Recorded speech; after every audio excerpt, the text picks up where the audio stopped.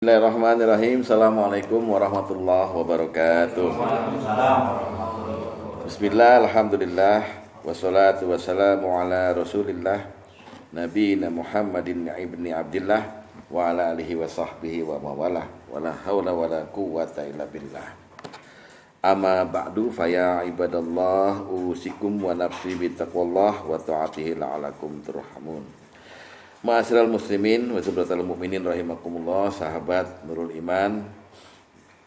Alhamdulillah summa alhamdulillah hamdan katsiran thayyiban mubarakan fih. Kita bertemu kembali walaupun dalam suasana yang dingin menusuk dalam tubuh kita pada hari ini, namun percayalah bahwa keikhlasan dan kemauan kita datang ke tempat ini semata-mata untuk mencari ilmu merupakan perbuatan yang mengundang keridhaan Allah, amin. Juga mengundang ampunan Allah terhadap anggota atau member majelis taklim dimanapun, termasuk di kita sekarang ini. Kita juga doakan agar kepada kita dan keluarga Allah berikan rahmat dan hidayahnya selalu, dan kepada mereka-mereka sahabat-sahabat kita yang tidak hadir dengan alasan apapun, Allah berikan juga rahmat dan pengampunan, amin. Malam ini kita menjelang akhir-akhir bab 4 dari At-Tolak, yaitu bab yang berjudul akibat hukum pasca talak, dengan subbabnya yaitu hadonah.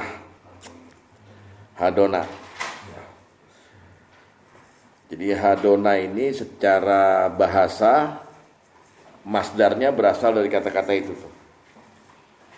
Hadona yahdunu hadna. Ya. Hadona yahdunu hadna, yang artinya memeluk anak atau mengasuh anak. Memeluk anak. Jadi secara bahasa dulu ya. Secara bahasa. Terus dari kata-kata tiga itu yang merupakan bentukan atau masdar, maka ada dalam bahasa Arab istilahnya hadinatun. Hadinatun ini dalam bahasa Indonesia itu artinya babysitter, pengasuh anak. Hadinah. Kalau kita tanya sama seorang perempuan pakai baju putih itu, ma anti, bukan man, ma anti gitu. Anda apa pekerjaannya gitu? Hadinatun. Oh, Anda babysitter. Ya. Jadi hadona yahdunu hadnan itu bermakna memeluk anak atau mengasuh anak. Sedangkan hadinatun itu artinya, atau hadinah artinya adalah babysitter. Dari situ ada kata-kata lagi yang dibentuk dari kata-kata hadna itu, yaitu hitna. Hitna pakai dot ya, ha dot sama na. Itu artinya sama dengan al-jambu, artinya di sisi atau di samping. Jambu itu artinya kan sebetulnya lambung ya. Ya. Tata Java junubuhu itu loh. Lambung mereka jauh dari tempat itu. Jadi di sisi. Secara bahasa artinya seorang hadinah atau perbuatan hadna atau hadona itu selalu meletakkan anak itu di sisinya. Tidak akan pernah lepas dari sisi seorang pengasuh gitu. Paham ya? Ini Arab mengandung sastra tinggi, sehingga begitulah cara orang melihat bentukan kata dan maknanya. Nah, yang mau kita pelajari ini sekarang ini adalah ilmu pengasuhan anak, khususnya pengasuhan anak setelah seorang suami dan istri itu bercerai. Walaupun gak ada dalil baku loh mengenai ini, aslinya tuh gak ada diatur dalam Islam pengasuhan anak, baik pada saat pernikahan maupun pada saat mereka bercerai. Dalam fikih nggak ada. Ini hanya hasil kajian para ulama melihat beberapa hadis yang menceritakan bagaimana nasib anak saat dia dilahirkan, dan bagaimana Al-Quran menceritakan orang tua terhadap anak itu. Maka lahirlah ilmu yang namanya ilmu hadonah, ilmu pengasuhan anak. Sebab kalau ada ilmunya, maka manusia ini benar-benar bukan makhluk yang sempurna. Manusia dijadikan makhluk sempurna itu sehingga dia harus membaca juga selain ayat-ayat yang tercantum dalam Quran, juga ayat kauniyah. Pengasuhan anak telah dicontohkan oleh Allah kepada kita manusia ini melalui kehidupan hewan. Harusnya kita udah langsung, nggak usah pakai ilmu, udah langsung tahu bahwa secara naluri orang yang punya anak adalah orang yang mengkloning dirinya gitu ya. Jadi misalnya Riri itu adalah Basuki kedua, anaknya Riri adalah Basuki ketiga. Jadi anak tuh bagian dari hidup. Secara batin berpengaruh, secara amal berpengaruh orang tua dan anak-anak dan orang tua ya. Kemarin kita udah ngomong zuriat kan? Ya, sehingga ketika kita melihat hewan, bagaimana Rasulullah mencontohkan nih. Ketika Rasulullah menceritakan rahmat Allah. Allah punya rahmat 100 bagian. 1 dia turunkan ke dunia, 99 dia simpan di akhirat untuk orang-orang beriman di surga. Dan dengan 1 rahmat itu Allah menciptakan kejadian di mana seekor makhluk ya, entah sapi, entah kucing, entah anjing itu, dia tidak tega mengangkat tangannya yang sedang disender oleh anaknya. Itu rahmat Allah. Dari situ aja harusnya udah orang tahu lah, binatang sama anaknya aja begitu sayangnya ya. Kita lihat kalau ada kucing yang melahirkan 6 ekor terus lagi nyusu semua blok gitu, emaknya tenang aja, mau ada bajai ketabrak sama tiang listrik tenang aja, lagi nyusuin anak, nggak bakal dia tinggalkan tuh anak. Itu sebenarnya pelajaran ayat kauniyah bahwa pengasuhan anak itu wajib. Karena kita melihat hewan aja yang nggak bermasyarakat, yang nggak punya gelar, nggak punya ibu teladan apa enggak, tetap dia concern pada anaknya. Burung itu diciptakan oleh Allah, ketika dia lahir dia menetas dari telurnya itu. 10 menit setelah itu langsung anaknya diajari terbang. Setelah anaknya bisa terbang gitu, dia singkirin tuh semuanya. Dah kamu di sarangnya diem. Ibunya keluar, Pak. Cari cacing, cari apapun gitu. Lalu datang secara naluriah anaknya pun cap dikasih, dipotongin plok gitu. Itu pengasuhan anak. Jelas ya? Jelas. Jadi nggak ada ilmunya. Dalil yang akan disampaikan nanti adalah dalil yang hanya berkaitan secara umum. Hubungan anak dan orang tua dan anak. Sebagaimana kita ngomong zuriat kemarin kan, jelas Al-Quran banyak menceritakan, hadis juga banyak menceritakan gitu. Tapi dari situ ntar kita rangkum apa kesimpulannya gitu. Ya, jadi hadona secara bahasa adalah pengasuhan anak, mengasuh anak. Secara istilah. Jadi kalau kita ngaji bahasa Arab itu ada 2 makna di satu kata. Zikir apa secara bahasa? Mengingat. Tapi zikir secara istilah menyebut. Nah, itulah maksudnya. Nah, ini juga hadona secara bahasa tadi mengasuh, memeluk anak ada di samping, ya kan? Nah, secara istilah apa? Kita lihat sekarang secara istilah dari Ustadz Syekh Said Sabiq dari buku Fiqh Sunnah. TKW bahasanya begini juga, TKW Arab. Hafid, Hadinatun tuh apa? Hanya terbatas babysitter, Pak. Babysitter aja ya. Pengasuh anak. Kalau TKW kan pembantu rumah tangga. Jadi beda-beda dia hanya yang beda. Tapi enggak, maksudnya yang khusus dia babysitter tuh pasti dia tahu. Pasti hadinatun. Namanya hadinatun. Kita lihat sekarang secara istilah, tadi secara bahasa. Maknanya secara istilah di dalil nomor 1, lihat ya. Oke, kita buka. Wa arrafahal fuqaha, dan takrif atau definisi hadonah menurut fuqaha atau ahli fikih adalah bi annaha ibaratun anil qiyami bi hifzis shaghir au shaghirah, yaitu aktivitas merawat anak yang masih kecil, baik laki-laki au shaghirah maupun perempuan, au al-ma'tuhil ladzi la yumayyiz, atau anak belum dewasa, wala yastaqillu bi amri, yang tidak mampu mengurus dirinya sendiri, ya, wa ta'ahuduhu bima yuslihu, dan belum bisa melakukan terbaik untuk dirinya. Jadi anak yang mumayyiz, anak yang belum balik gitu loh. Ini anak dikasih kue ulang tahun, ada kasih lilin, nyala lilin itu. Ini anak kemungkinan tuh banyak. Dia bisa saja memegang apinya gitu, senang sama apinya. Karena belum memayis, belum tahu api itu berbahaya gitu. Ini perlu nggak diasuh? Perlu dikasih pengertian yang baik dan benar, buruk dan kayak gitulah kira-kira ya. Pertama, yang kedua, wa wiqayatihi mimma yudhihi wa yadurruh, yaitu aktivitas hadonah adalah aktivitas menjaga mereka, anak tadi itu, dari sesuatu yang menyakiti dan menimbulkan mudorot baginya. Dan yang ketiga, wa tarbiyatuhu jismiyan wa nafsiyan wa aqliyan, dan memberikan pendidikan kepadanya baik jasmani, emosional, dan akalnya.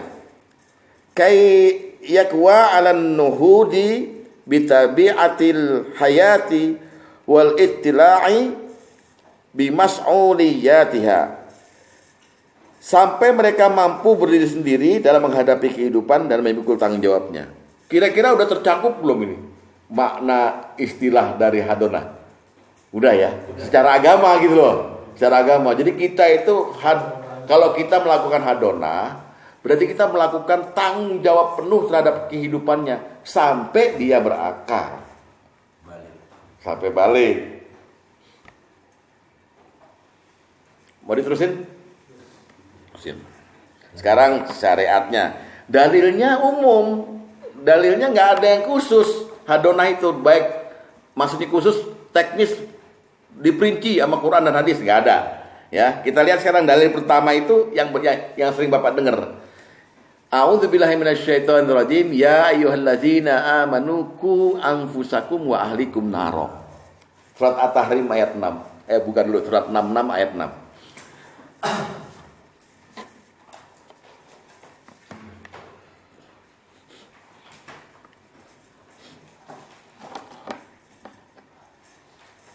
A'udzubillahi minasyaitonirrajim. Ya ayyuhallazina amanu qu anfusakum wa ahlikum naro. Wahai orang-orang yang beriman, peliharalah dirimu. Diri sendiri ini dibuat kita melatih diri jadi ahli surga nih. Wa ahlikum. Ahli itu bermacam-macam itunya, maknanya. Ahli itu bisa keluarga secara keseluruhan, baik ke atas, ke bawah, ke samping. Tapi ahli bisa saja hanya tertuju pada dua, yaitu kepada anak dan kepada istri. Kepada anak dan kepada istri. Jadi jagalah dirimu, jagalah anak-anakmu, dan jagalah istrimu dari api neraka. Kira-kira kalau menjaga gitu, diem aja, ini anak sama istri lagi hidup, kita liatin terus, jangan sampai bermaksiat, atau kita omongin, atau kita didik. Kita didik, kita asuh. Nah, untuk mendidik itu supaya mereka ngerti, mereka nggak boleh lapar. Mau bapak marah-marahin, sholat kamu, tapi udah 3 hari nggak makan. Nah, berarti ada lagi pemeliharaan, pengasuhan.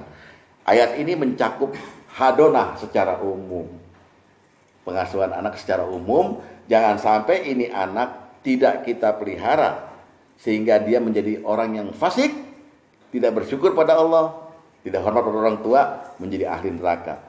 Butuh yang namanya hadonah atau pengasuhan. Ini ayatnya umum ya, jadinya bukan ayat teknis. Wahai orang beriman, peliharalah dan asuhlah anak-anakmu. Enggak gitu. Tapi peliharalah dan ahlimu dari api neraka. Paham Pak? Ini namanya beristimbat, mengambil hukum dengan hukum yang am, bukan khos. Karena nggak ada hukum khosnya. Cari nggak bakal ketemu, gitu ya.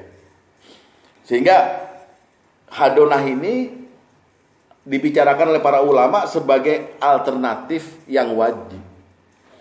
Bukan alternatif yang sunnah-sunnah saja, ibahah, tapi wajib. Dalam menjalani kehidupan kita di dunia ini, yang kita bertujuan untuk ke surga, kita harus melewati masa-masa ini. Maka beruntunglah orang, maaf ya, yang tidak punya anak, sehingga tidak terkena kewajiban dan tanggung jawab ini, paham ya? Nah, ayat ini kemudian di-cover dengan hadis. Hadis nomor 7 kita lihat. Bahwa hadonah itu perlu gini. Lihat ya. Hadis nomor 7 dari Nasai. A'udzubillahi minasyaitonir rajim. Innallaha sa'ilu kulla ra'in ammastar'ahu hafizu dzalika amdoyi gitu ya. Sesungguhnya Allah akan bertanya pada setiap pemimpin tentang sesuatu yang dipimpinnya, apakah dia tunaikan ataukah dia lalaikan, amdoyi. Hatta yas'alar rajula an ahli baitihi. Nah, ini baru ada kata-kata baitinya. Sampai seorang laki-laki juga akan ditanya, atau suami akan ditanya tentang keluarganya. Apakah dulu waktu dia hidup dia lalaikan atau dia tunaikan tanggung jawab itu? Wah, jelas berarti.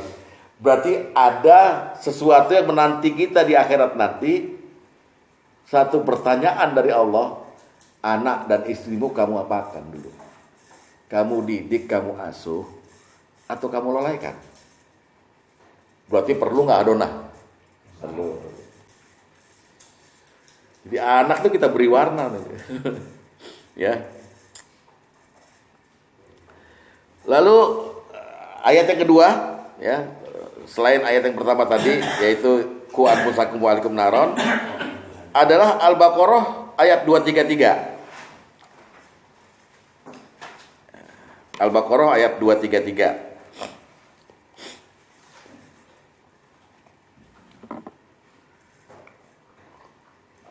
Sebelum saya mulai bacakan, para ulama membagi ayat ini menjadi 5 aktivitas kolektif hadonah. Yang dimaksud kolektif adalah aktivitas ini adalah aktivitas gabungan antara aktivitas ayah dan ibu terhadap anak. Kita lihat. A'udzubillahi minasyaitonirrajim. Wal walidatu yurdi'na auladahunna haulaini kamilaini liman arada ayyutimar radha'ah. Sampai situ.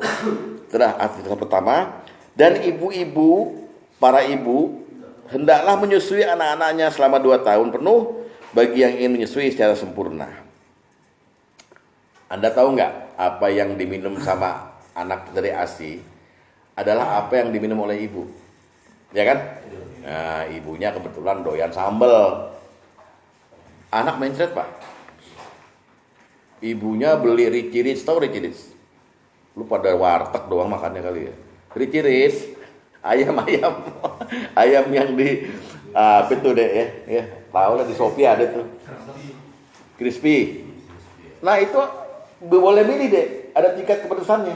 Ada tingkat kepedesannya berapa. Ini ibu seneng banget sama pedas makan. Tambahin lagi sama bubuk apa? Bon cabe sekalian gitu. Anak tiba nyusu. Wah, anak nangis. Si ibu bilang, rewel amat lu gitu. Nah, kalau dia muslimah yang sempurna gitu, dia harus tahu bahwa apa yang dia makan akan dimakan anaknya. Ini lambungnya lagi bocor gara-gara gue, paham ya? Nah itu tuh. Makanya di sini ada penyesuaian sempurna. Inilah pengasuhan pertama. Makanya seorang Habib Abdurrahman Asy-Syaibah atau siapa itu bilang bahwa al-ummu madrasatul ula. Ibu itu adalah sekolah pertama. Waktu nyusuin bagaimana suasana hatinya, apa lagu yang dia sampaikan. La ilaha illallah. Anak terus. La ilaha illallah. Atau aku juga masih punya perasaan. Tuh anak jadi tukang gendang Pak gedenya. Pada paham ya? Dimasukin pertama kali doktrin-doktrin oleh ibu saat menyusui. Inilah pengasuhan pertama. Yang kedua, bukan pada saat menyusui, pada saat di kandungan itu udah bisa dididik. iya, kalau di ayat ini ada kandungan, iya, itu pakai Al-Hajj nomor ayat 5, 22 ayat 5. Kita kan lagi ngomong hadonahnya, iya, iya. Kalau pada waktu dia di kandungan, namanya pendidikan prenatal. Dalam Islam itu nggak ada sebetulnya, nggak ada. Tapi itu dimulai dari abad ke-18 di mana seorang psikolog terkenal itu mengatakan bahwa prenatal ini sangat penting. Maksudnya prenatal gini, karena ketika umur 4 bulan kandungan itu, maka fungsi pertama dari badannya adalah kuping. Sehingga ketika suami istri itu ribut di kehamilan dia ada di dalam ini, dia tahu. Atau si ibu baca Yasin, baca Kahfi, baca apapun itu, dia tahu. Dan karena seringnya dilakukan itu, maka itulah yang menjadi dasar kehidupan dia. Gitu. Ya kan?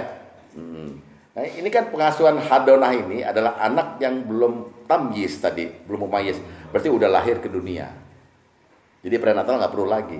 Kalau bapak masih merasa perlu, ya udah bapak di sini yang menerangkan. Memotong aja. Itu nomor 1, penyusuan ya. Wa 'alal mauludi lahu rizquhunna wa kiswatuhunna bil ma'ruf la takallafu nafsun illa wus'aha la tudarra walidatum bi waladiha wala mauludul lahu bi waladihi wa 'alal warisi mislu dzalik. Itu nomor 2. Dan kewajiban ayah menanggung nafkah dan pakaian mereka dengan cara yang patut. Seorang tidak dibebani lebih dari kesanggupannya. Janganlah seorang ibu menderita karena anaknya, dan jangan pula seorang ayah menderita karena anaknya. Ahli waris pun berkewajiban seperti itu pula. Jadi jangan saling menzalimi. Jadi pengasuhan kedua adalah kemampuan dan kemauan ayah untuk mensejahterakan secara ekonomi daripada anak-anaknya. Ya paling enggak kan kita akan pernah lihat, Bapak pernah ngalamin bahwa ketika anak umur 2 bulan 3 bulan dia susu ke ibunya juga, tapi kita juga beliin dia Cilmil, Pediasur, ya kan Pak Rudi ya. Wah, kita cari, wah langka barangnya. Cari lagi di Marco, harganya mahal. 1 kaleng tuh 300.000 gitu, tapi kita perjuangkan gitu untuk anak ini supaya dapat gizi gitu loh. Itu Bapak berarti ke dokter yang salah, dokternya matre, dokternya dapat komisi dari susunya itu. Beli susu ini aja biar bagus anaknya. Padahal pakai air beras juga boleh. Anaknya Pak Sugeng kagak ada yang pakai susu. Nggak gablok duitnya. Beras dicuci aja sama dia ya kan. Iya, tambahin gula dikit dah ya. Gitu. Nah itu aktivitas kolektif yang kedua. Ibu menyusui, tapi ibu juga waktu sebelum menyusui kan dikasih makan sama bapaknya. Bapaknya juga terus nyari buat beli popok, pampers segala macam. Ini hadonah nih yang kedua. Yang ketiga, fa'in arada fisolan antaradim minhuma wa tasyawurin fala junaha alaihima. Apabila keduanya ingin menyapih dengan persetujuan dan permusyawaratan antara keduanya, nggak ada dosa atas keduanya. Setelah 2 tahun, anak itu si istri bilang, Mas, udah 2 tahun kan Al-Quran bilang nyusuin cuma 2 tahun. Lagi pula ini kan walaupun ini nanti buat emas kan, ya supaya nanti ada dedek lagi gitu. Anton cemas aja nih udah ngomong begini jauh bininya ya kan. Itu. Oh boleh, nggak dosa, nggak ada masalah. Oleh sebab itu maka Mas harus nyediain nafkah untuk beli susu kaleng supaya anaknya tetap bergizi. Iya ya nggak apa-apa deh. Wah, terjadi aktivitas pengasuhan anak dengan musyawarah. Hebat gak Al-Quran tuh? Ya, walaupun di umum ayatnya, umum aja. Terus yang keempat, wa in aradtum antas tardi'u auladakum fala junaha alaikum iza sallamtum ma ataitum bil ma'ruf. Jika kamu ingin menyusukan anakmu pada orang lain, ya, maka tidak ada dosa bagimu memberikan pembayaran dengan cara yang patut. Timbul lagi cari uang. Aku kok kalau ke kantor, di kantor suka bengkak, tak giniin agak susah. Gimana kalau kita susuin aja sama anak lain deh, sama emak lain. Kebetulan ada janda yang anaknya mati di kandungan, tapi air susunya keluar gitu. Ya udah sini, bayar ya, gini. Boleh. Tapi tetap itu dalam rangka apa? Pengasuhan, pemeliharaan anak. Terjadi musyawarah dengan orang lain juga. Coba bayangkan tuh. Bagaimana Al-Quran itu menggiring kita supaya pakai akalmu. Anak ini jangan sengsara. Harus kamu asuh sampai dia bisa mengerti baik dan buruknya hidup ini. Paham ya? Yang terakhir baru ditutup dengan wattaqullaha wa'lamu annallaha bima ta'maluna basir. Bertakwalah kamu kepada Allah dalam kegiatan itu tadi itu loh. Dan ketahuilah bahwa Allah Maha melihat apa yang kamu kerjakan. Dinilai oleh Allah. Ditanya, ntar kan ditanya tadi. Gimana kamu waktu anakmu masih bayi? Sampai dia umur 5-6 tahun. Kamu sayang gak sama dia? Itu saya yang kasih loh, kata Allah begitu. Anak tuh saya yang kasih. Saya tanya Bapak, ada gak di dunia yang orang tega gak sayang sama anaknya? Ayat inilah yang mesti dia baca. Ada banyak. Terutama hadonah ini diperlukan oleh kita ilmunya. Karena ada orang seperti itu. Sehingga jangankan waktu cerai, waktu di pernikahan pun anak itu gak dianggap sama dia. Pulang kantor yang dicari istri tetap. Anaknya lepas, namanya PR gitu. Anak kecil. Ada tamu, anaknya muncul sebentar gitu. Masuk. Nggak sopan. Pokoknya anak ini dianggap sebagai hewan. Maka itulah banyak orang yang jauh dengan orang tuanya. Karena pendidikannya awal begitu. Anak tuh digemesin sama dia. Kamu diem aja, masih kecil kamu. Nggak tahu urusan gitu. Kayak gitu-gitu. Itu pengasuhan anak yang salah. Nggak ada kan di antara bapak yang kayak gitu? Nggak ada dong. Nggak ada kan? Saya nggak bercanda nih, saya nanya beneran. Nggak ada kan? Pasti kita sayang sama anak. Apalagi kalau anak itu perempuan. Subhanallah kan. Saya tuh anak saya yang perempuan tuh masih ingat ketika dia umur 2-3 tahun, saya ngarang lagu untuk dia khusus gitu. Kalau dia sakit tuh saya nyanyiin. Kalau dia lagi happy gembira itu, saya ngarang lagu lagi buat dia, saya nyanyiin depan dia gitu. Sehingga dia merasa terangkat. Waduh, ayahku sangat menyayangiku gitu. Maka dia bikin puisi sama saya waktu saya ulang tahun ke berapa itu. Bikin puisi. Saya dipanggil manusia super berkacamata. Jangan capek-capek kalau kerja. Aku nggak pernah lihat papa kalau malam. Karena aku udah tidur kalau papa pulang segala macam. Wah, panjang. Terus di lampirannya tuh ada kopi instan yang dikasih pada saya gitu. Pak, ini kalau begadang di komputer ngopi ini gitu. Bangunin aku. Ada hubungan batin dan hubungan batin. Ya, mesra lah sama anak, Pak. Jangan anak sebetulnya dia nggak mau minta duit, kita anggap minta duit. Pak, apa? Duit lagi? Enggak gitu ya. Malah dia yang minta. Malah dia yang minta. Tuh cicilan belum tuh bulan ini gitu. Ya kan ente yang cerita. Nah, tujuan dari hadonah ini yang sebenarnya jangka panjangnya agar anak dan orang tua tidak saling menzalimi ketika nanti sudah di masa yang akan datang. Bapak pernah nggak melihat ada orang tua yang sakit di rumah sakit, tapi anak tuh enggan untuk jagain? Lihat kasus di Fatmawati segala macam. Anaknya ya jagain tapi di luar sambil ngopi itu loh, begadangan gitu. Ngapain loh? Orang tua gue sakit.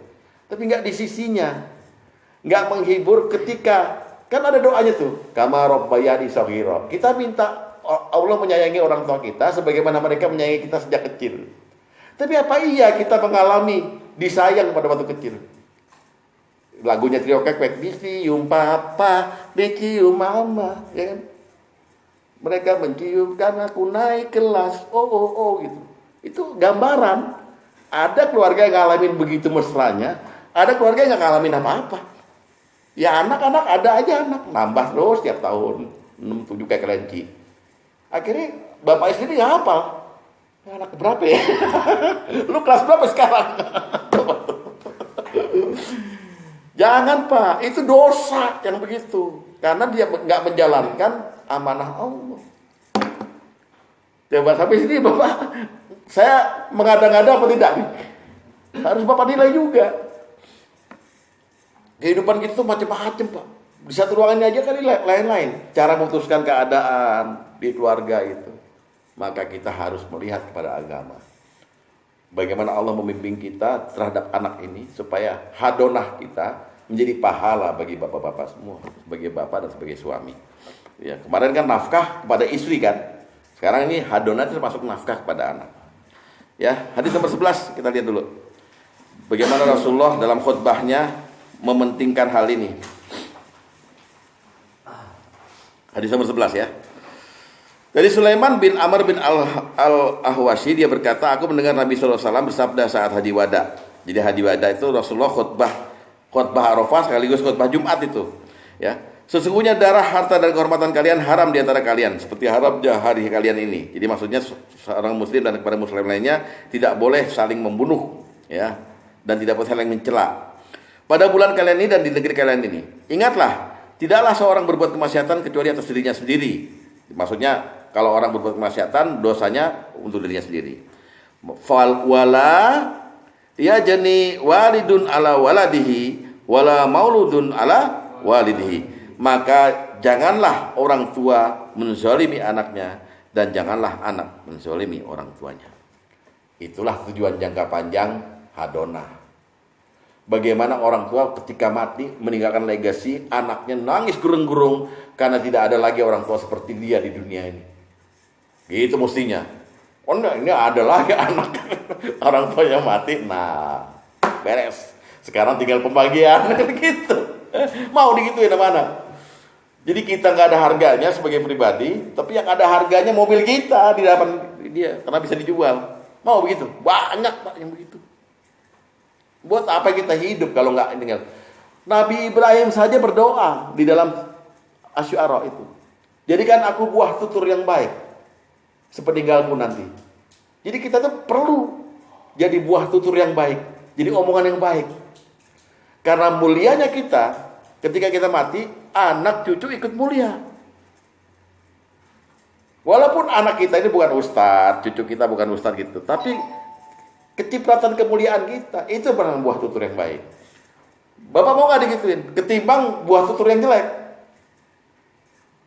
Kita udah mati 20-an tahun, tapi karena ketika kita hidup dikenal sebagai orang yang nakal, maka orang-orang seberang sana ketika tahu bahwa anaknya mau nikah dengan cucu kita, dicegah.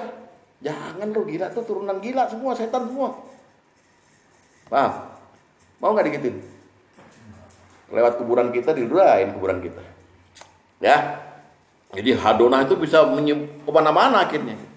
Nah, melihat dari ini semua, sekarang saya tanya Bapak, apa hukumnya hadonah berarti? Wajibkah? Wajib. Kita lihat pendapat dari Said Sabiq lagi. Dalil nomor 2.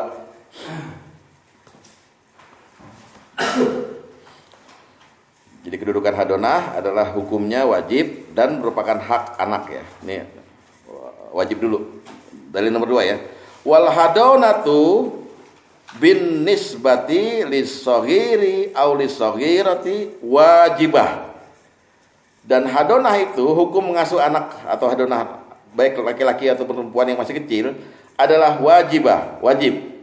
Lana li ihmalu fiha yakni ya'ridut tiflu li ahlaki waddoya. Sebab dengan membiarkan mereka tanpa ada yang mengurus, berarti membiarkannya dalam bahaya. Baik bahaya zahir maupun bahaya batin. Nggak dinafkahin, anak kelaparan jadi mati, konyol. Nggak dididik, anak jadi liar, nggak berakhlak. Itu maksudnya. Wajib bagi orang tua, khususnya bapak. Ingat bahwa nikah itu, ibu itu kewajibannya sedikit. Selain dia harus bisa melayani suaminya dengan baik dan melahirkan anak dari suaminya. Itu ya tugas utama. Karena nikah itu istilahnya penghalalan kemaluan. Tapi bapak lah. Makanya bapak jangan marah kalau tiba-tiba piring di rumah belum dicuci, kamar berantakan. Itu tugas bapak, bukan tugas istri. Nah, karena bapak sibuk kerja, cari nafkah, wakilkan pada pembantu. Gitu loh. Istri nggak boleh sibuk-sibuk, Pak. Paham? Imam Syafi'i itu, kalau yang mazhab Syafi'i mesti ngikutin itu tuh. Masak aja nggak wajib, bikinin kopi nggak wajib. Bapak yang memberikan makan pada mereka. Oh, nggak bisa masak, nggak ada waktu, pembantu. Kalaupun dia akhirnya masak atau mencuci baju untuk bapak, itulah kebaikan seorang istri calon ahli surga kepada keluarganya. Jadi jangan diomelin. Ya Allah, udah bersih semua piring, mestinya tugas aku mah katanya. Oh papa, aku kan di rumah nganggur gitu. Akhirnya jadi anak lagi. Dia ngobrol, peluk-pelukan lagi gitu gara-gara saking sungkannya dua-duanya. Nggak kayak Anton. Oh, bini jauh malah akan disamperin. Susah dah. Ya iya. Lu beneran apa enggak, Ton? Nyari lagi mending berani lu. Ada modal, kalau nggak berani juga percuma. Ya. Alhamdulillah. Dan nanya Ustaz, ada satu keluarga yang misalnya dia kurang mampu. Ya. Dia khawatir terhadap anaknya karena kondisi ekonomi yang morat-marit. Betul. Sehingga dihadana kepada sahabatnya. Hukumnya gimana? Nggak apa-apa, itu namanya mentaukilkan. Mengetahui. Bapak punya anak perempuan nggak? Anak perempuan bapak yang wajib mewalikan kalau bapak masih hidup dan mampu. Tiba-tiba bapak tuh nggak kuasa untuk bilang saya nikahkan kamu dengan anak saya. Bapak taukilkan kepada orang yang lebih ahli, baru penghulu. Boleh. Bapak juga tetap menjalankan kan berarti. Nah itu juga begitu pengasuhan anak. Bapak udah bilang saya nyerah. Ya Allah, kau berikan aku tugas tapi kau aku mungkin merasa belum dikasih modalnya ya Allah. Sebab itu aku titipkan ini kepadamu melalui tangan si X biar dia yang mengasuh anak saya. Boleh. Tapi itu kan langkah terakhir, Pak. Setelah usaha keras yang namanya kasab dan ikhtiar itu dilakukan. Kalau belum jangan nyerah, Pak. Makanya saya nggak setuju dengan orang yang mengadopsi anak dari orang miskin. Masa sih? Karena Allah itu memberi sesuatu tugas, pasti Allah beri kemampuan. Kayak misalnya Allah bilang, kamu naik haji ya. Tapi kalau kamu mengingkari kewajiban haji, aku maha kaya. Itu kan ayatnya kan? Ya kan? Walillahi 'alan nasi hajjul baiti man istata'a ilaihi sabila wa man kafara. Ya kan? Dan atas manusia wajib menjalankan haji bagi yang mampu ke sana. Siapa yang mengingkari? Innallaha ghaniyun 'anil 'alamin. Allah itu maha kaya dan tidak butuh sesuatu dari alam ini. Artinya manusia dikasih kemampuan maksimal untuk bisa melakukan sesuatu tugas yang diberikan padanya. Harusnya. Nah sekarang itulah timbul ada doa supaya jangan males, supaya jangan apa itu. Doa dari Rasulullah itu. Karena kita ini dikasih potensi sebetulnya. Di samping itu kita juga nggak menjaga diri, akhirnya sakit atau apa sehingga kita lemah. Itu yang kita hindari. Makanya ada doanya. Paham Pak? Jadi itu darurat. Benar-benar Bapak udah istilahnya nggak bisa lagi berjalan gitu apa gitu. Maka Bapak musyawarah sama istri. Ini anak kita kasih sama Sugeng aja dah biar dia didik gitu. Sama Sugeng ditaruh di kandang ayam. Besok anak dipanggil cap. Jadi kan Pak Nanu ini yang bontot itu anak adik, bukan anak. Yang bontot. Oh, yang paling Kang Anu tuh cuma punya anak satu, Rizky. Tapi karena adiknya merasa gimana, ya ambil anak adiknya, diangkat sama dia anak. Iya. Nah, hukum tadi selain kewajiban, hukumnya dia merupakan hak yang harus diterima oleh anak. Jadi hadonah itu, pengasuhan itu adalah hak yang harus dibayarkan oleh orang tua kepada anak. Jadi hak anak. Lihat dalil nomor 9. Ya. Al-hadonatu haqqul lis-shaghir. Pengasuhan anak merupakan hak bagi anak kecil. Yang masih kecil, shaghir masih kecil ya. Lihtiyajihi, terus lihtiyaji ila man yar'ah. Ya, karena dia membutuhkan pengawasan. Ya. Wa yahfazu, penjagaan. Wa yaqumu ala syu'unihi, pemeliharaan dari seorang, ya. Wa yawalla tarbiyatu, ya, pemeliharaan dari seorang yang bersedia mendidiknya. Ya, jadi dia merupakan hak. Kalau ada anak terlantar, nah ini di undang-undang dasar kita kan ada fakir miskin dan anak terlantar dipelihara oleh negara. Gitu. Ternyata tidak terjadi dipelihara oleh negara, malah banyak orang mengemis di jalanan, maka yang berdosa kolektif. Orang tuanya, pemimpinnya, umaroknya, ulamanya, karena membiarkan hal ini terjadi gitu. Nah itu Pak, makanya perlu kita itu sama anak siapapun juga akhirnya kita lihat, wah ini anak ini kayaknya perlu sesuatu nih itu. Tergerak hati kita dalam rangka hadonah ini. Jangan sampai anak itu nggak memuliakan lagi dirinya sendiri dan orang tuanya dengan cara mengemis-ngemis segala macam. Nah, sampai sini ada yang mau dibicarakan? Sebelum saya beranjak kepada hadonah pasca perceraian. Ya. Ayo, Bapak Sugeng. Hadonah ini kan kesepakatan para ulama gitu ya. Iya. Otomatis ya maaf nih, yang di pesantren otomatis belajar seperti ini. Belajar.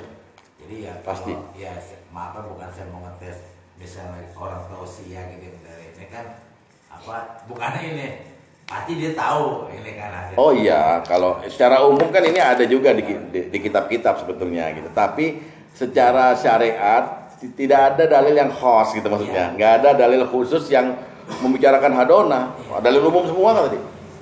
Tapi dia mempelajari kan karena kesepakatan ulama itu kan ya yang ada ya artinya yang pengajaran di pondok artinya yang ulama disebut ulama di sini ulama yang masih ada sekarang apa yang sudah tiada gitu terus ini udah dari dulu Pak, ini ada di mazhab Syafi'i, di Al-Um segala macam ada di kitab-kitab. Terus diturunkan belakang. Iya. Nah, apalagi Pak Agus tadi? Dari tadi kita Pak Ustaz kasih pelajaran ini kan tentang pengasuhan dan penggalangan anak yang baru sebatas mumayyiz seperti itu. Iya. Kalau batasannya ini maksimalnya gimana Ustaz? Nanti di bab terakhir. Maka saya terangkan. Kan mumayyiz sebenarnya akil balik kan ya. Nah, padahal nanti pengasuhan itu kan bukan hanya pengasuhan lahir, kemudian ada juga nafkah. Nah, nafkah itulah nanti membicarakan masalah batasan yang anak yang perlu kita hadonahkan gitu. Sebab ada juga anak yang dia nggak meminta hak diasuhnya dari orang tuanya karena sesuatu hal gitu. Ya, nanti saya terangkan. Satu lagi nih Ji. Ya. Ya saya bukan ini emang intinya saya tuh juga senang kebersihan ini yang tadi diceritakan tuh ya maaf aja saya ngepel buang sampah tuh nggak ada saya ngeliatnya. Suatu saat nih kemarin saya ke ini ke Cikande kan jemuran nih makanya tinggal si Dene nih punya pikiran nggak maksud saya nih emang kan suasana hujan nih Di Cikande. Enggak, waktu saya berangkat kan dia belum kerja. Nah, saya juga Jemuran di sini. Iya. Oh. Terus wah hujan kan dicekkan hujan, wah si Dwi juga wah hujan, aduh, dijemur punya pikiran kan ya. Tapi alhamdulillah saya telepon si tukang cat Odi, di itu jemuran gua ada yang ngangkat enggak? Enggak ada jemuran katanya. Wah, si Dwi juga pas ini kan dia pulang ngeliatin, kalau hujan ada coba liatin jemurannya, enggak ada apanya. Wah, alhamdulillah dia punya pikiran. Biasanya enggak begitu Pak, jalan-jalan aja kerja enggak punya. Tapi itu boleh jadi dari dia mencontoh bapak selama ini. Alhamdulillah. Jadi kebetulan dia ada di rumah, bapak pas jemuran pas ada hujan bapak ngambilin dia liatin dulu gitu. Nah satu saat dia akhirnya terkenang itu dia lakukan gitu. Bagus Pak. Itu hadonah secara nggak langsung kan? Ya. Orang habis mandi tuh, saya emang senang sama sinar mata tuh berasa. Oh. Dan saya periksa kalau mandi udah saya periksa semua. Dia kalau pakai anduk lempar-lempar. Ya Allah. Ya Allah. Kalau saya tuh nggak pernah sengaja kan saya tidur di ubin. Kalau yang pliket-pliket tuh lengket-lengket kan saya nggak enak. Apalagi kalau tidur ya ada najis sedikit saya sholat kan nggak misalnya. Iya. Intinya itu aja ya. Alhamdulillah apa yang begini. Orang beriman ini jaga kebersihan ya. Nah, saya sih alhamdulillah. Subhanallah. Jemuran ente itu. Heeh. Jemuran ente.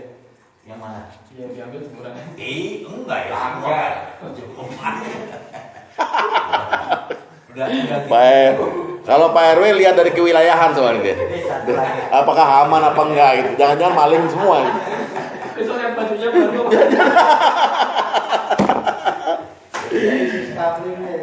Tapi kasusnya bagus ya untuk di dia Pak RW laporkan nanti ke Koramil sama kepolisian. Saya tinggal di sini ya. Oh di maaf nih kan sepeda kan bisa amat juga ikut. Nanti lo kalau ini sambil lihat pas dia mau pulang kan saya pulang jam 12 malam. Jadi sepeda dimasukin wah lu pikir lu dikasih aman. Dia telepon Pak sepeda ya udah ya bagus. Udah ya. Sekarang kita lihat udah hukumnya. Sekarang kita ngomong bab terakhir yaitu hadanah pasca perceraian. Tadi hadona sekarang hadana ya. Ya hadanah.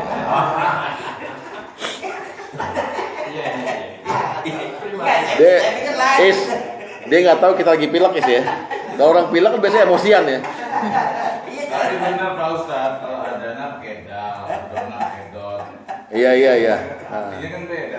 Iya, memang kalau artis namanya Dana Kristina lain sama Dona Kristina kan. Ya, Dona Harun ini. Tadi hadona Suka-suka lo dah. Nah, kita cuma bicarain dua hal. Pertama, siapa pelaksana hadonah? Apakah ayah dan ibu atau hanya ayah gitu ya? Artinya begini. Karena kita ngomongin pasca perceraian, maka siapa sebenarnya ketika orang bercerai, yang bercerai itu adalah hubungan suami istrinya. Tapi jangan sekali-kali seorang ayah atau seorang ibu kemudian juga menceraikan hatinya dengan anaknya. Itu problemnya di situ. Banyak. Oleh sebab itu kita di bab pertama terakhir ini adalah siapa pelaksana hadonah setelah perceraian. Yang kedua mengenai nafkah. Nah, kalau nafkah udah pastikan bapak yang bertanggung jawab. Jadi walaupun ibunya diceraikan, tapi anaknya anak kita. Harus timbul kesadaran bahwa nafkahmu tetap aku jamin gitu. Jangan udah nyerahin ibunya dia bilang bebas gua nggak bayar SPP anak gua lagi, enak aja lo. Paham nggak? Nah, jiwa hadonah tuh mesti begitu. harusnya. Lo boleh gue cerai, tapi anak yang lo asuh itu yang ada di lo tetap gue. Kalau hak asuh itu bahasa nasional Pak. Hadonah bukan membicarakan hak asuh, siapa gitu yang lebih berhak ya akhirnya. Bener juga nih guru kita nih. Bukan bekas anak asuh kan nggak ada, anak pasti bekas anak asuh. Ya kita lihat. Ya kita ngomong sekarang siapa yang lebih berhak. Ternyata dalam kasus Rasulullah yang lebih berhak memberikan hadonah mengasuh anak berhak loh ya. Kalau wajib ya dua-duanya wajib. Berhak maksudnya posisi anak tuh ada di dia adalah ibu. Ini selama anak masih mumayyiz ya. Tapi ini nggak mutlak nih. ibu, selama ibu itu belum menikah lagi. Dicerai, udah nggak dirujuk, nikah lagi. Maka haknya yang tadinya dia lebih berhak, jadi pindah ke bapak. Karena khawatir dia lebih konsentrasi mengurus suami yang baru atau punya anak baru, anaknya jadi terlantar. Gitu loh maksudnya. Tapi nggak mutlak juga. Nggak mutlak juga. Ini hanya sesuatu yang Rasulullah sampaikan aja. Ya, pertama itu. Kedua, anak ini juga bisa diberi pilihan. Ini bapak, ini ibu, lu pilih dah. Mau ikut siapa? Yang ketiga, ayah lebih berhak kalau ibunya keluar dari Islam. Wah, repot nih. Walaupun perceraiannya itu mungkin gara-gara kesalahan ayah. Ya ayahnya lebih egois atau apa itu. Tapi kalau perceraiannya kasusnya karena ibu keluar dari Islam, artinya alias murtad gitu, maka anak itu ayah lebih berhak untuk hadonah. Repot kan jadinya. Berarti hukumnya itu sebetulnya siapa yang lebih berhak itu ya dua-duanya lah kolektif gitu. Tapi secara Islami. Tergantung diserahkan pada adat istiadat setempat. Dengan begitu netral begini, jangan sampai terjadi perebutan anak. Iya, banyak. Si bapak nggak boleh piknik misalnya gitu ya, nih udah cerai nih, anak dia ambil sama ibu, umurnya masih 5 tahun sama 7 tahun itu, bapak nggak boleh nengok. Dalam Islam nggak boleh begitu sebetulnya. Apapun bejatnya seorang bapak, gitu. Karena dia masih punya kewajiban hadonah berupa pengasuhan, pendidikan, nafkah dan sebagainya kepada anak. Begitu pula sebaliknya gitu. Kalau misalnya si ibu ini memang non muslim dan akhirnya dia harus menyerahkan haknya itu kepada supaya si anak kepada ayah. Tapi ayahnya tidak secara fisik tidak sanggup gitu. Nggak apa-apa di ibu juga. Asal ayah tetap mengawasi dari jauh gitu loh. Jadi kan nggak tentu. Boleh-boleh aja sih, gitu. Tergantung adat istiadat setempat dan juga keadaan situasi gitu. Kalau ibunya ternyata bapaknya geng mafia gitu, yang mencegah si suami untuk datang lagi nengok anak juga, kan kesian gitu. Jadi dosa dan pahala di situ tergantung dari pelaksanaannya. Mencari yang terbaik. Kita lihat dulu hadis nomor 3. Dari Abdullah bin Amr bahwa ada seorang perempuan berkata, "Wahai Rasulullah, sesungguhnya anakku ini perutkulah yang mengandungnya, susuku yang memberinya minum, dan pangkuanku yang melindunginya. Namun ayahnya yang menceraikanku ingin merebutnya dariku." Kasus, oke? Maka Rasulullah SAW bersabda kepadanya, "Anti ahaqqu bihi malam tangkihi." Engkau lebih berhak terhadapnya selama engkau belum menikah lagi. Kelihatannya mutlak ya. Tapi sebenarnya nggak mutlak juga. Kalau satu hadis ini aja. Iya, nggak mutlak juga karena gini, seandainya dia nikah lagi, tapi dia sayang tetap sama anak itu gimana? Dan ternyata dari suami kedua dia nggak punya anak, ya kan? Dan si suami yang kedua sangat sayang sama anak ini. Selesai dong urusannya. Artinya status Rasulullah yang dilanggar bahwa engkau kalau belum menikah lagi engkau lebih berhak. Tapi kalau udah menikah lagi nggak berhak. Nggak gitu Rasulullah ngomongnya. Tujuannya. Jadi pokoknya asal engkau menikah lagi juga nggak apa-apa. Asal anak ini terjamin gitu loh. Tapi seorang ibu ini ada kalimat sesungguhnya anakku ini perutku yang mengandungnya, Iya. susuku yang memberinya minum. Iya. Kalau nggak disetup juga dia nggak ini. Ya itu kaidah sastra aja ya. Itu sih lihatnya keselangkangannya. Kalau gua nggak setup nggak. Iya. Iya. Jelas ya. Begitu pula perintah Rasulullah ini tidak melarang ayah kemudian mengambilnya. Asalkan kasusnya jangan rebutan gitu loh. Misalnya gini loh. Ya udah di ayah aja karena si ibu nggak sanggup rupanya. Kan ada nggak sanggupnya. Orang ada nggak sanggupnya. Ya kan? Ada nggak sanggupnya, maka ayah yang mengambil gitu. Kayak gitu-gitulah. Jadi kemutlakannya terletak kepada kasus berdasarkan adat istiadat di daerah situ. Ya. Yang kedua, hadis nomor 13.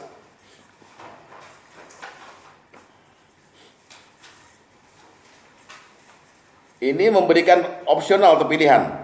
Dari Abu Hurairah radhiyallahu anhu bahwa seorang perempuan berkata, "Wahai Rasulullah, suamiku ingin pergi membawa anakku. Padahal dirinya sangat bermanfaat bagiku." Maksudnya si anak itu ya. Termasuk mengambilkan air sumur dari Abu Inabah untukku. Nabi SAW bersabda, "Wahai anak laki-laki, ya gulam, sini. Ini ayahmu, ini ibumu. Peganglah tangan siapa dari yang kau kehendaki untuk kau ikuti." Lalu dia memegang tangan ibunya, dan ibunya pun membawanya pergi. Coba, sekarang Rasulullah kasih pilihan. Anak ini ya emang ada manfaatnya untuk emaknya. Bercerai orang tuanya. Ayahnya membawa gitu. Kan kalau Rasulullah melarang ayahnya membawanya, langsung aja lu. Jangan kau, dia lebih berhak kan gitu. Tapi dibilang, anak sini. Anak ini rupanya udah agak gede lah. Ya udah ngambilin air dari sumur. Ini bapakmu nih, ini ibumu. Sekarang kau pegang tangan yang mau kau ikuti. Coba bijaksana nggak Rasulullah? Nah, berarti tergantung urf atau adat istiadat setempat. Jangan mati hukumnya bahwa kalau engkau belum menikah lagi itu hakmu, mutlak, nggak gitu. Paham ya? Nih hadonah nih. Tapi bapak-bapak juga jangan GR. Wah, kalau gitu, kalau emang haknya ibunya ya udah biarin deh, kan gue jadi nggak keluar duit lagi. Ya. Nah, yang ketiga, hadis nomor 8. Dari Rafi bin Sinan, dia telah masuk Islam. Jadi ada pasangan orang musyrik, orang kafir dulu ya, orang menikah, yang laki masuk Islam. Kemudian dia bermalam di rumah istrinya untuk membujuk istrinya agar mau masuk Islam juga.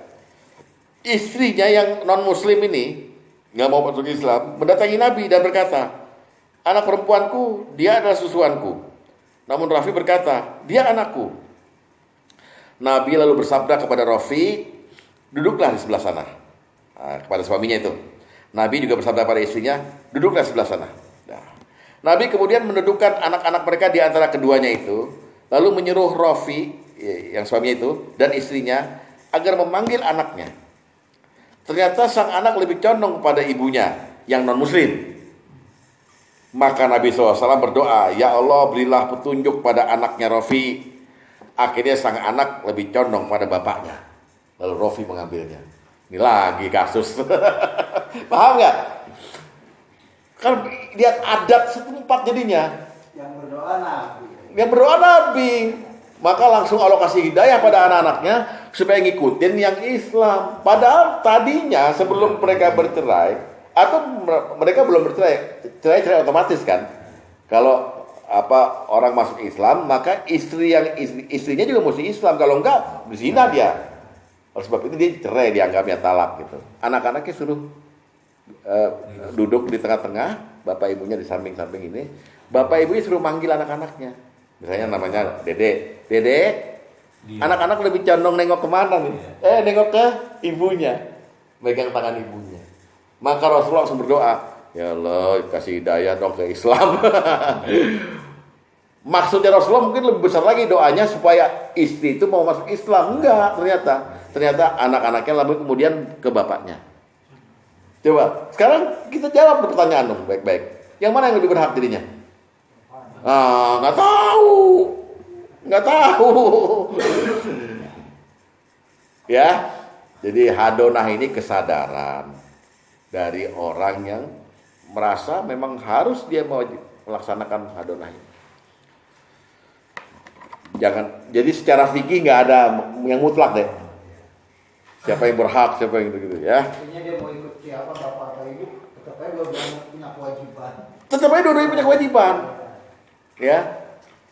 Nah sekarang kan tadi yang Pak Agus bilang, zaman sekarang orang lebih meributkan hak asuh secara fisik anak tuh hadir di sisi siapa gitu kan? Ikut saya. Bukan hadonahnya yang diributkan. Ikut saya. Ya kalau itu sih pakai hukum dunia itu udah. Misalnya gini lah contoh. Istri ketahuan nyeleweng. Nyeleweng bener, zina.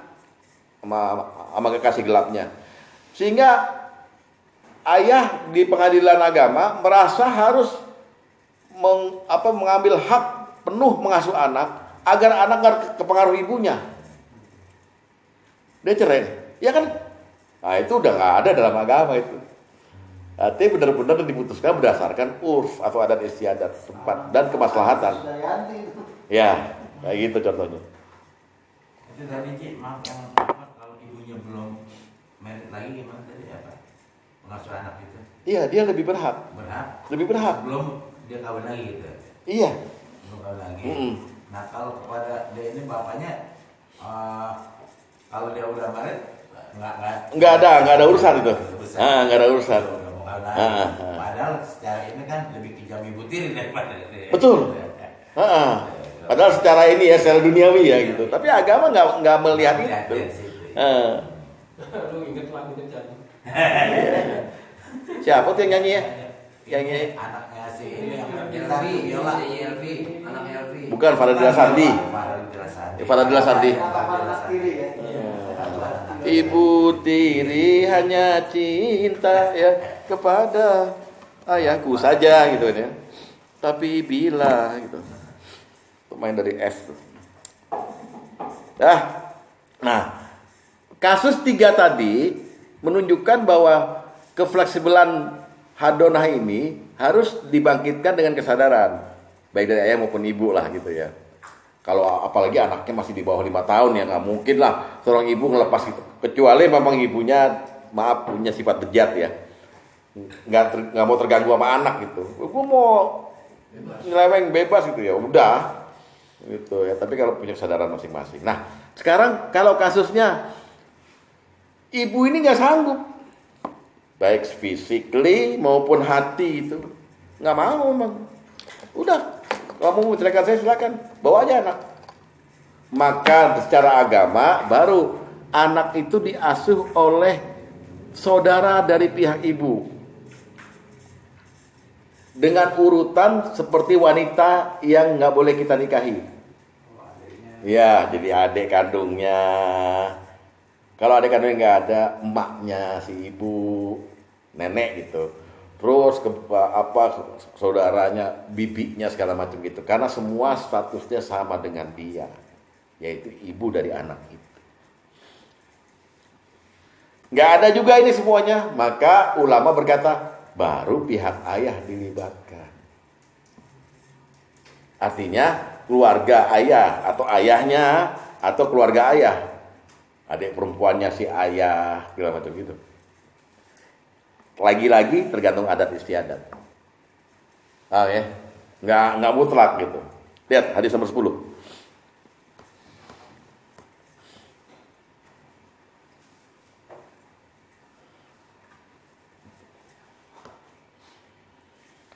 Dari Bara bin Azib bahwa Nabi SAW telah memutuskan putri Hamzah agar dipelihara saudara perempuan ibunya. Beliau bersabda, saudara perempuan ibu atau bibi ya dipanggilnya, kedudukannya sama dengan ibu. Dan seterusnya di hadis lain, hadis Ahmad segala macam itu akhirnya ke saudara-saudara ibu semua. Kalau mereka mau menerima dan mau mengambil oper tanggung jawab. Kalau enggak, itulah ada panti asuh alias panti hadona. Kurang ajar nggak? Repot deh. Kesian Pak, makanya talak ini menimbulkan mudorot bagi anak. Ya. Nah, terakhir adalah nafkah. Baik dia ikut ibu ataupun ikut ayah, maka nafkah mutlak apa tidak gitu loh. Nafkah yang benar, nafkahnya ada 2 nih. Nafkah lahir dan nafkah batin. Ya. Dalilnya pun dalil umum. Saya ambil satu dalil mengenai warisan atau faraid. Kita lihat An-Nisa ayat 9. An-Nisa ayat 9. Bukan dalil mengenai talak nih, mengenai hadonah talak. Ya. Apa kata An-Nisa ayat 9? Wal yakhshal ladzina law taraku min khalfihim dzurriyyatan di'afan khafu 'alaihim falyattaqullaha wal yaqulu qawlan sadida. Dan hendaklah takut kepada Allah orang-orang saya kemudian menerjemahkan sebagai bapak dan ibu yang bercerai, kira-kira begitu ya. Takutlah pada Allah sekiranya mereka meninggalkan keturunan yang lemah di belakang mereka, yang mereka khawatir terhadap kesejahteraannya, baik kesejahteraan lahir maupun batin. Ini ayat dimaksud begini. Jangan berani-berani kamu mencuekkan mendiamkan sesuatu yang kamu tinggalkan yang merupakan titipan Allah itu. Harusnya kamu khawatir, takutlah kepada Allah. Khawatir kamu tidak bisa memenuhi hak-hak mereka sepeninggal kamu. Ini maksudnya ayat ini ayat waris. Kalau kita meninggal, tapi boleh dong saya kias sepeninggal setelah saya bercerai dengan ibunya, anak jangan dicuekin loh, kita kata Allah gitu. Harus khawatir kamu. Tuh anak di mana ya? Ya udah deh, saya tetap biayain sampai dia kalau anak perempuan sampai dia menikah, kalau anak laki-laki sampai dia bisa mempunyai harta sendiri. Coba tuh Pak. Bapak punya keinginan gitu gak? Anak ini pokoknya saya mau capek-capek berusaha supaya anak ini bisa sekolah. Gitu kan kira-kira? Iya. Kayak gitulah hadonah itu sebenarnya. Ya, dasar hukumnya. Sehingga kita juga pakai dalil yang kemarin kita sampaikan untuk nafkah kemarin. Hadis nomor 5.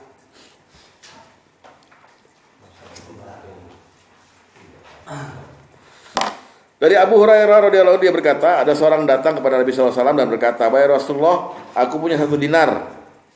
1 dinar kalau sekarang itu sama dengan 4,3 gram emas. 1 dinar tuh. Artinya mungkin sama dengan 3 juta ya.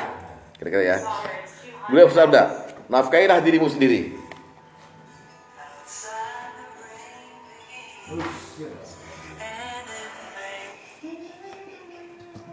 Udah lah. Ya masuk alarm gue, maleng kan gitu ya. Beliau bersabda, untuk 1 dinar itu nafkahi dirimu sendiri. Dia berkata, aku punya lagi 1 dinar. Beliau bersabda, nafkahi istrimu. Dia berkata lagi, aku punya 1 dinar lagi. Beliau berkata, nafkahi anakmu. Ini dalil umum.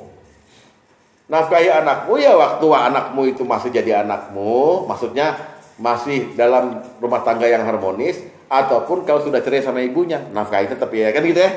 Kira-kira umumnya di situ ngambilnya. Jadi tetap ada kewajiban menafkahi. Hadonah itu nafkah bagian dari hadonah. Ya.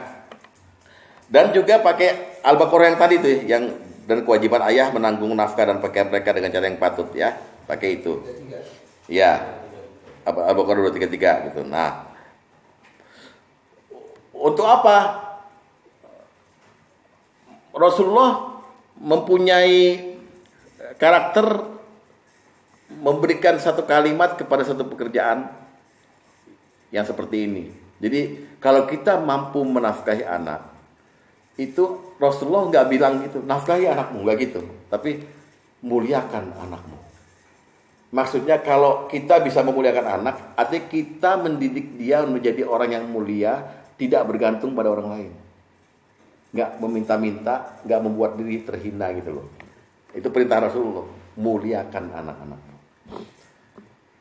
Itu tujuannya hadonah nafkah itu.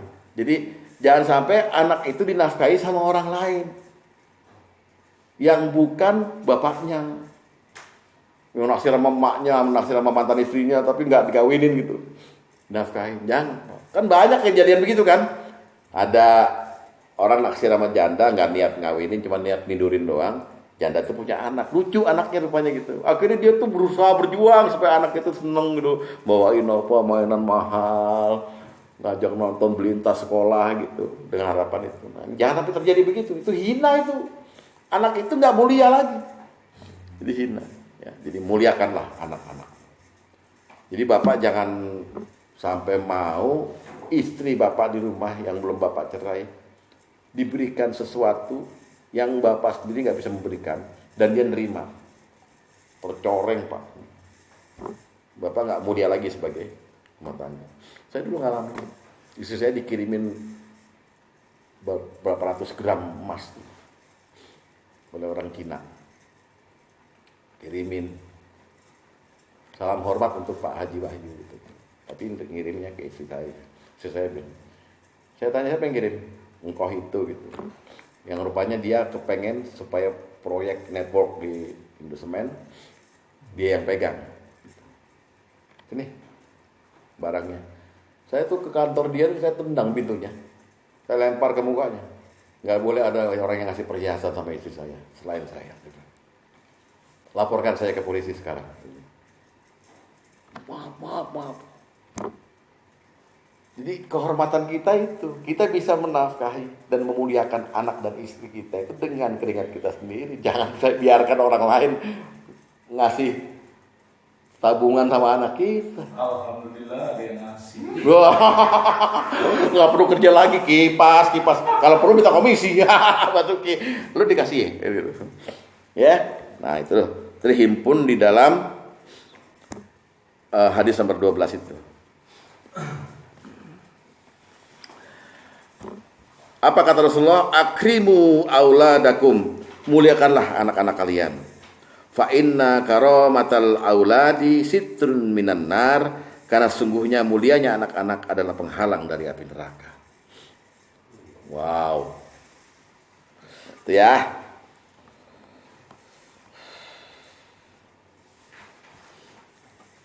Lalu itu nafkah lahir. Nafkah batin. Apa yang mesti dilakukan oleh seorang bapak yang hadonah terhadap anaknya yang sudah pisah dari ibunya gitu ya. Artinya dia dan istrinya bercerai, lalu anak-anaknya dikasih nafkah lahir, juga nafkah batin. Nah, apa kira-kira? Hadis nomor 4. Pertama, membentuk karakter.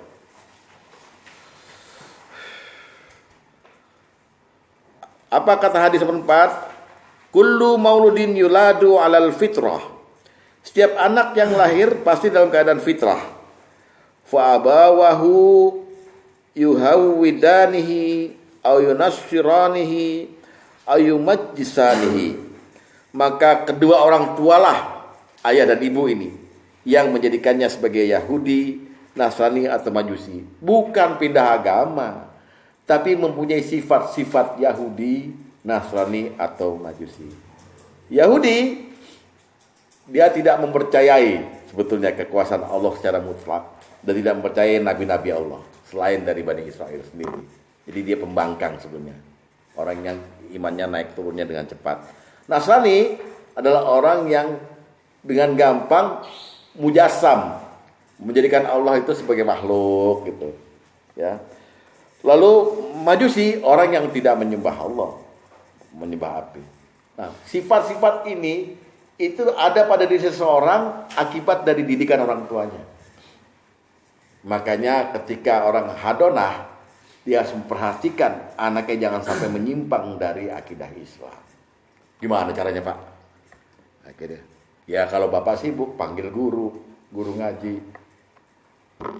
Kalau nggak sibuk, ajarin bismillah, ajarin fatihah. Terus bilang bahwa ada surga, neraka, ada pahala, ada dosa. Gitu loh. Jarang di daerah kita tuh yang mau mendidik agama anaknya langsung kan. Ya kan?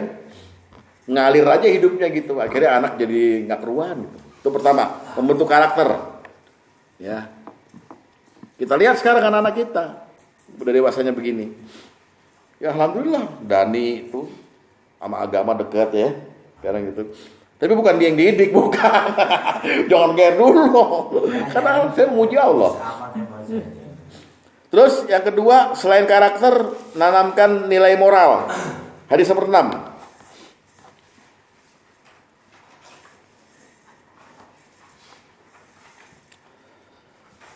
Ya, hadis nomor 6.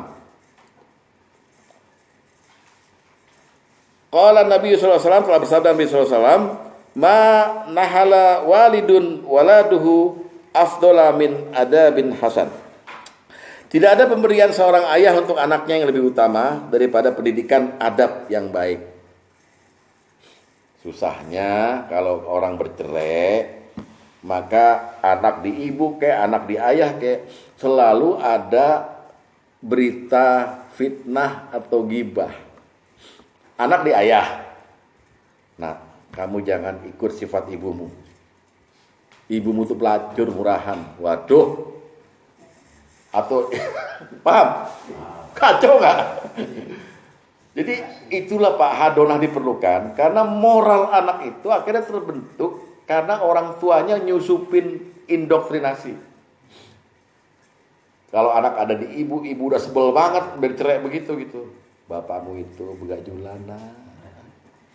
Kalau bisa kan masing-masing merasa benar. Iya, akhirnya suatu hari bapaknya datang ke nengok anaknya. Bapaknya ke musola dulu. Azan. Anaknya tanya, Bu, kok bapak azan? Iya, itu udah sadar. Kurang ajar. Padahal bapaknya yang mau azin. Jadi bapaknya dicap jelek aja. Moral. Maka Rasulullah berkata, tidak ada satu pemberian yang paling indah dan paling hebat dari seorang ayah pada anaknya selain pendidikan adab. Waduh, Pak, ini udah telat kita, Pak. Jadi tidak boleh sebetulnya ada anak yang memihak, lebih senang pada lebih dekat. Kan sering bilang tuh, kalau anak perempuan lebih dekat sama bapaknya, anak perempuan nggak boleh sebetulnya. Dua-duanya mesti dia muliakan. Kalau bisa, maka perceraian akan menimbulkan friksi di antara itu. Kejadian seperti itu. Pak Basuki berasa nggak dibenci sama anak? Berasa. Boleh nggak terjadi itu sebetulnya dalam Islam? Anak membenci orang tua atau orang tua membenci anak? Subhanallah. Mana boleh? Anak itu diri kita kok, maksud kita membenci diri sendiri? Nah, ini kesadaran yang bisa kita timbulkan. Ya, nah maka Al-Quran mencontohkan hadonah model moral dan karakter ini dalam surat Luqman ayat 12 sampai 19. Taruh baca di rumah aja. Apa nasihat Luqman pada anaknya? Ya. Jadi Luqman Hakim itu seorang ulama di zaman Nabi Musa yang kasih nasihat di Luqman ayat 12 sampai ayat 19 kepada anaknya. Jangan sombong, jangan sirik, banyak bersyukurlah kamu, kayak gitu. Itulah pendidikan moral yang kemarin sudah kita bahas di bab Zuriyah, gitu loh. Pendidikan hakim, pendidikan segala macam gitu. Sanggup nggak Pak? Mending kita hadonah di masa kita romantis atau di masa bercerai? Makanya. Jadi kan akhirnya inilah yang menyebabkan talak itu lebih baik jangan dilakukan. Buat apa? Terakhir sekali, tinggal satu hadis adalah batasan pemberi nafkah ya di hadonah ini maupun penerima nafkah. Pemberi nafkah jangan fakir, itu aja. Kalau dia fakir, maka dia tidak lagi berkewajiban memberi nafkah. Bercerai, bapak emang miskin. Masa dia masih mau sosokan bilang, biar nanti saya nafkahin semuanya. Dari mana duitnya? Ya sudah bilang aja dia fakir. Ya, ada pensiun. Ya. Udah nggak kenal tanggal loh, belagu-lagu. Nah, tapi batasan untuk si penerima nafkah alias anak ini yang entah dia ikut ibunya atau ikut ayahnya adalah ada 4. Satu, memang anak ini mumayyiz atau belum akil balik dan nggak punya harta atau fakir, wajib. 2, dia mumayyiz belum akil balik, ya belum sampai otaknya, masih anak kecil gitu, tapi punya harta. Maka orang tua tadi, walaupun dia fakir atau nggak fakir, nggak wajib lagi. Ya menghindari juga dia nggak dimuliakan sama anaknya. Dia bawa anaknya 20.000 tiap bulan nih. Ini nak buat jajan. Anaknya punya 20 juta. Apaan Pak? Kasih aja tuh, kasih gitu. Malah kacau hubungannya gitu loh. Yang ketiga, anak itu udah akil balik, dan punya harta, yang nah ini nggak wajib lagi, udah dilepas kan. Nah yang keempat, anak itu udah akil balik tapi belum punya harta, belum bekerja karena apa, karena cacat dan sebagainya gitu, maka dia juga wajib dinafkahi. Itu aja sebenarnya batasannya. Jadi yang pertama buat yang menerima nih, buat si anak, dia anak yang belum akil balik, memang nggak punya harta. Yang kedua, dia akil balik tapi punya harta. Belum akil balik tapi punya harta. Maksudnya hartanya bisa aja dari ibunya lebih kaya, atau dia memang punya udah disimpan di tabungan lah gitu buat hidupnya. Yang ketiga, udah akil balik punya harta, ini nggak wajib. Yang keempat, udah akil balik belum punya harta atau fakir. Itu aja batasannya. Jadi hadonah itu tetap fleksibel. Kalau si bapak fakir, ya udah nggak usah. Nah ini ada pendapat ulama dari Imam Al-Jazaz Al-Hanafi, dari nomor 14 terakhir. Ya, dikatakan begini, wala yujarrabu fakku rabbi ala nafaqati ahadin. Orang tua yang fakir tidak dipaksa untuk memberi nafkah, atau jangan dipaksa, kecuali orang tua itu bapaknya itu, dia tetap wajib dipaksa memberi nafkah kepada anaknya yang masih kecil, pada istrinya dan pada ibunya yang fakir. Jadi seseorang itu diminta sampai kemampuan maksimalnya untuk memberi nafkah. Kalau yang udah bener-bener nggak bisa, maka dia nyerah. Udah deh, saya ceraikan kamu, saya juga nggak bisa mendidik anak ini, gitu. Fleksibel, tapi itu berdosa ya Pak ya. Itu berdosa karena berarti. Bendera putih aja gitu ya. Ya, bendera putih lah kira-kira. Nah demikian, semoga ada manfaatnya. Yang salah datang dari saya, yang benar adalah dari Allah. Wala takunanna minal mumtarin. Wassalamualaikum warahmatullahi wabarakatuh. Waalaikumsalam.